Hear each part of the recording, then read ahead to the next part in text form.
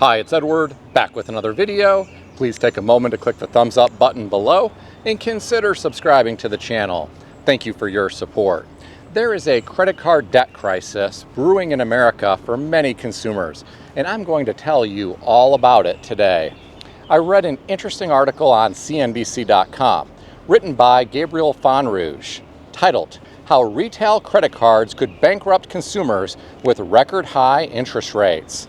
According to the author, more and more people who are filing for bankruptcy have retail credit card debt, and those bills are getting harder to pay off with record high interest rates.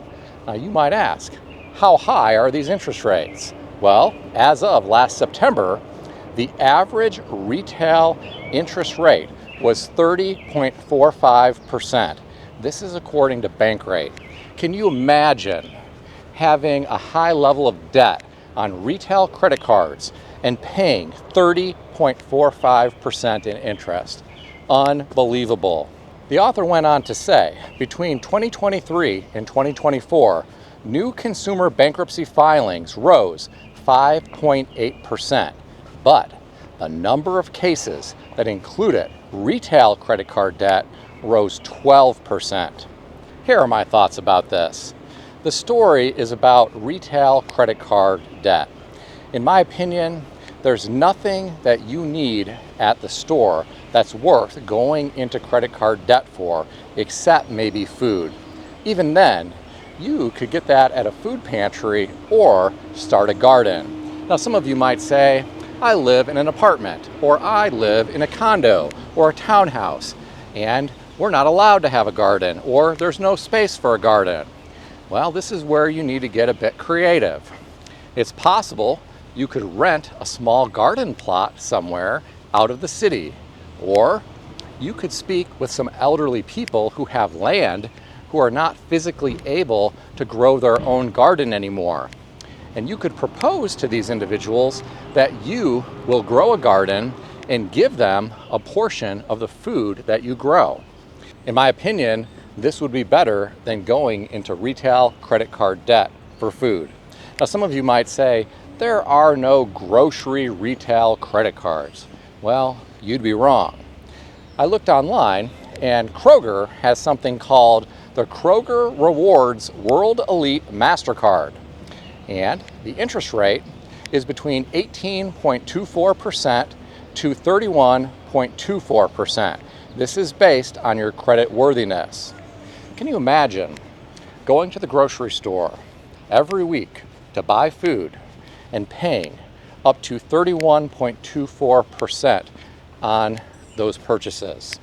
A lot of people are unable to pay off their credit card balances at the end of the billing cycle, and they carry this debt from month to month to month at sky-high interest rate levels. Truly sad. A lot of people go into credit card debt for non-food purchases though. I would not be buying clothes, electronics, furniture, or plastic junk at the store with a credit card. It is simply not a good idea. Unless it's an emergency, I don't think you should be buying something you can't afford. If it is an emergency, you should really have an emergency fund set aside. Unfortunately, U.S. News and World Report in 2025 said 42% of Americans don't have an emergency fund. In my opinion, that is pretty scary. I guess they plan to rely on a credit card or maybe family and friends.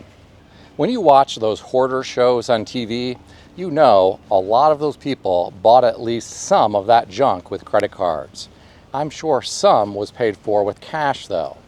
I watched one of those shows and had a thought. Those people could be rich right now. If they didn't buy all that stuff, well, they probably could have invested some of the money and would have realized some amazing financial returns throughout the years. But instead, they have a house or a garage or a shed completely packed full of worthless junk. Now, credit cards can be like a gateway drug. Let me explain. I knew someone who started with credit cards. That wasn't enough.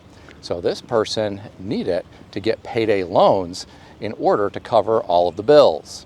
Eventually, the payday loans weren't enough, so this person had to start borrowing money from friends and family members. As time went on, that wasn't even enough. So this individual had to go looking for another source of money. This person found another source of funds by reconnecting with an old high school sweetheart who owned a lot of real estate and had a really good job. Well, I don't think anyone wants to be in that type of situation. It's truly tragic, in my opinion, that we do not teach financial literacy in a lot of high schools. Many states do not require a financial literacy course to graduate high school. Many parents are not in a position to be able to teach their children about financial literacy because they lack financial literacy themselves. Many are dealing with their own financial problems. I want to share with you some excerpts from the Bible regarding debt. According to Proverbs 22:7, the rich rule over the poor, and the borrower is a slave to the lender. This verse highlights the potential loss of freedom and autonomy that comes with debt. There's another reference from the Bible, Luke 14:28. For which of you, desiring to build a tower, does not first sit down and count the cost, whether he has enough to complete it?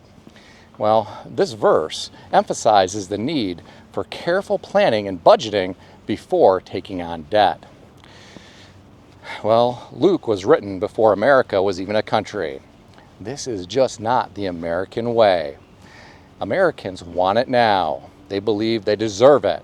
It will make them happy, and they want to look cool. They want to impress their friends or coworkers. Many believe that financing it is what they should do because that's what everyone does these days. In my opinion, you should delay gratification.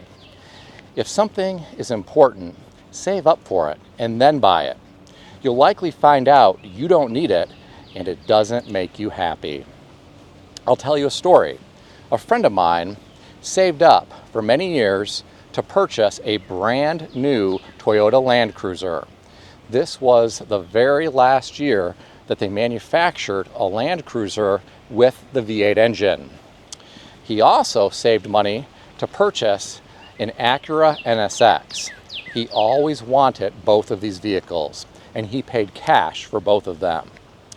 Well, I was talking with him recently, and he told me he rarely drives either of them, and they didn't bring him the happiness that he had anticipated. So he's thinking about selling both of them and investing the money in some other type of asset. He told me that the vintage NSX with extremely low mileage has appreciated some since he purchased it, and the fact that he has one of the last V8 Land Cruisers that was ever made with extremely low mileage, it's still in demand. So I hope he does well if he decides to sell both of those vehicles and redistribute the cash to some type of investment.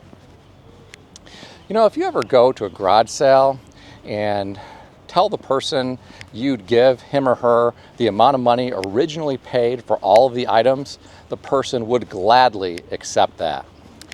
It would probably be a ton of money.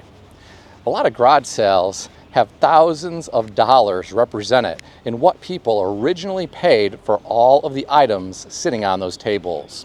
But those people are going to get pennies on the dollar for that junk. And if I go to a garage sale, you know I'm going to be offering 5 cents for something that they're asking 10 cents for. And people will likely take it because they want that junk out of their life. My friends, be strategic with your money. Please be careful. Try to avoid going into debt. Don't get me wrong. Debt can be a tool. There was a time when I was younger where I used debt to purchase properties. I then put tenants in those properties and the tenant's money was used to pay back the financial institution that loaned me the money to purchase those properties. So I was able to build net worth by using other people's money. So debt can be a tool, but you need to use it strategically. Unfortunately, many Americans do not do that. They purchase things for their own gratification, and they end up in a lot of financial trouble. I'm sure some of you watching this video know people who are in financial trouble right now. And if you do, tell me about them in the comments section below. If you enjoyed this video, consider subscribing to the channel. I want to extend a special thanks to everyone who has subscribed to this channel. I want to also thank all of my channel members. If you would like to become a channel member, there is a link in the description beneath this video. You can read more about the different membership levels. Please also check out some of the great books I suggest you consider reading in the description below. I've included Amazon affiliate links to these books. As an Amazon associate, I earn from qualifying purchases. Stay healthy and wealthy. I'll see everyone in the next video.